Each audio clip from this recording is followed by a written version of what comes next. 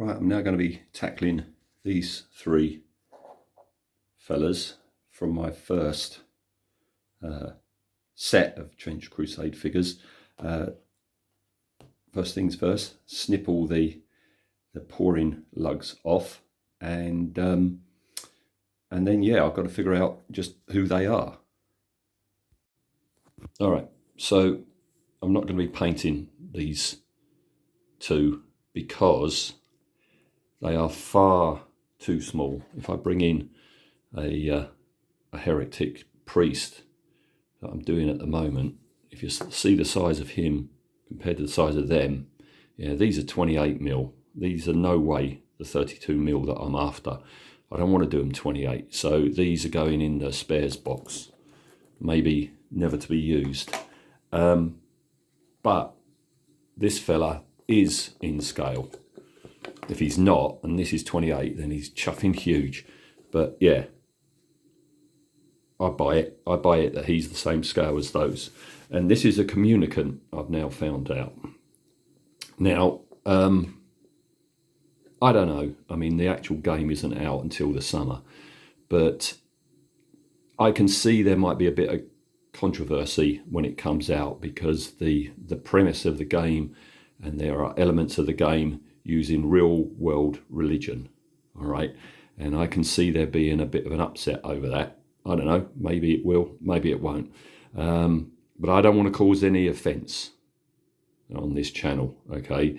So all I'll say about the Communicants, and there are many different types, is they are basically the game's version of a super soldier, all right?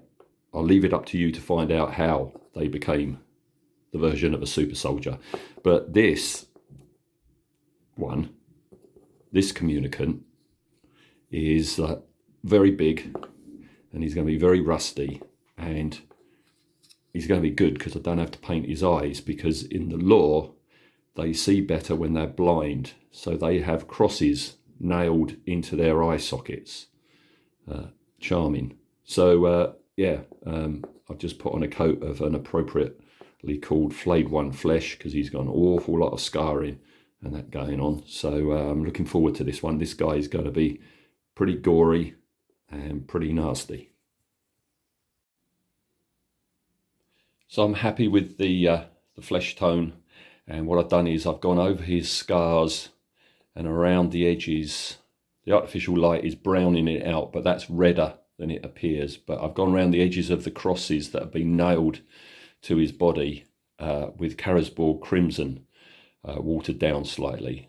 And now what I've done is I've picked out his fabric in white, because I'm going to use a speed paint for those. So I'll come back once that bit's done. Change of plan. I did him in this speed paint I've never tried before, Cloudburst Blue, because I thought it'd be kind of like be like a blue from World War One, and it is kind of like a World War One blue.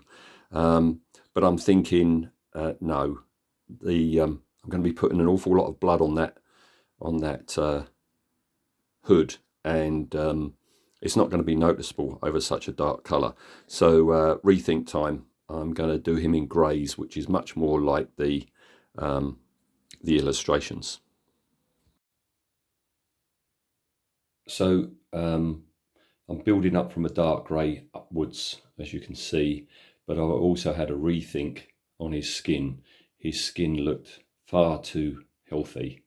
So what I've done there is, that's the Flayed One Flesh again, but I've mixed it with a much lighter skin tone, and dry brushed that on, and then added a bit of Pallid Witch Flesh, which is a fleshy white colour, just for the highlights.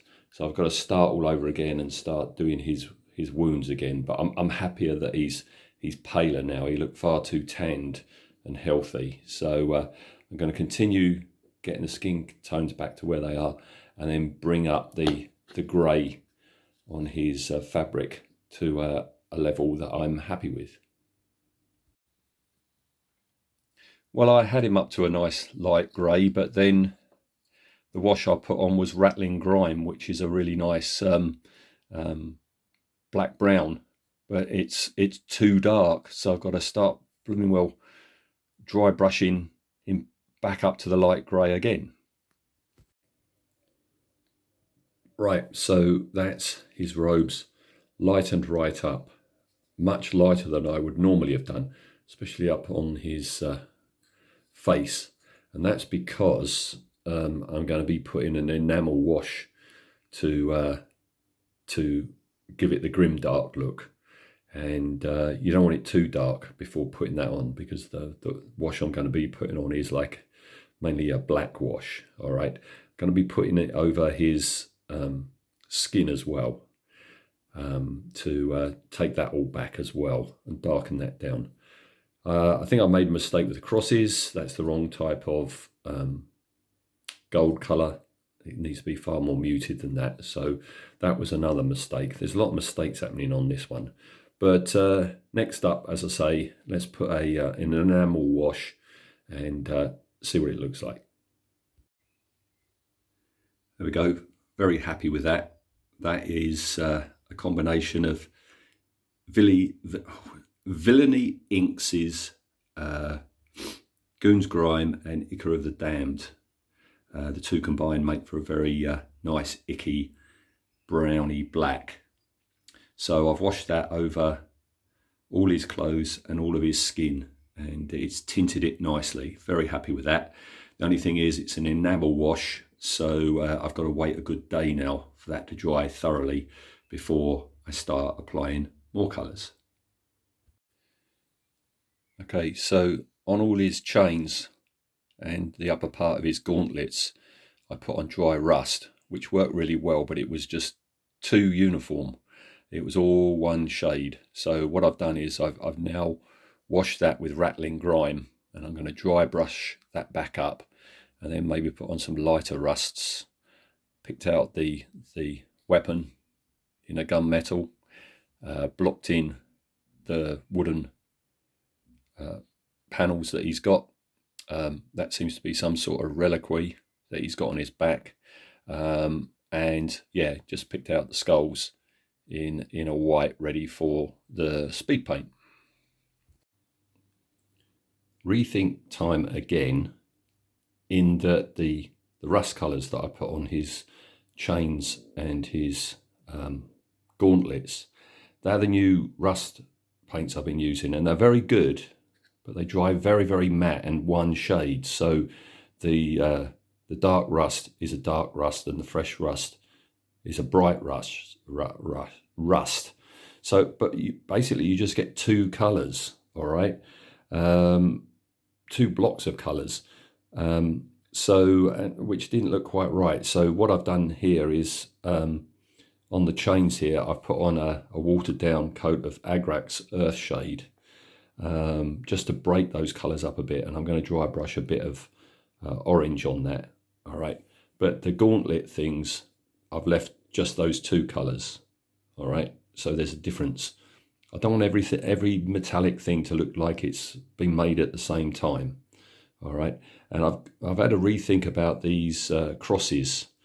I painted them in a colour to, you know, not make them so bright, but now I don't think they're bright enough. So I've got to address that, and then I've got to start picking out the wrecking balls here, that bell, and there's a couple of skulls in there as well. So I'll come back once that has been done. Okay, so I'm starting to apply the blood to his hood, where he's had the cross nailed into his eyes, and the blood coming off in rivulets where he's had the crosses nailed to his shoulders, and this mass of blood that's going down his chest. And I've learned from my mistake with the shrine, in that the blood effects I'm using is dry blood and true blood, and these are really good. They have little bits in them. It's an effect paint, as you can see, and they have little bits in them. But what I learned on the shrine model was don't put the darkest one on first, because let me see if I can bring him in to illustrate the point.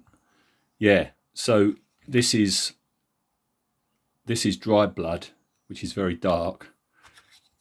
This is true blood, which is a lot lighter. And unfortunately, I put the dry blood on first, and you can't put light over dark. I should have thought about that. All right, so I've learned from a mistake there. I mean, that's nice and dark there, but it's lighter here because this is the true blood, right?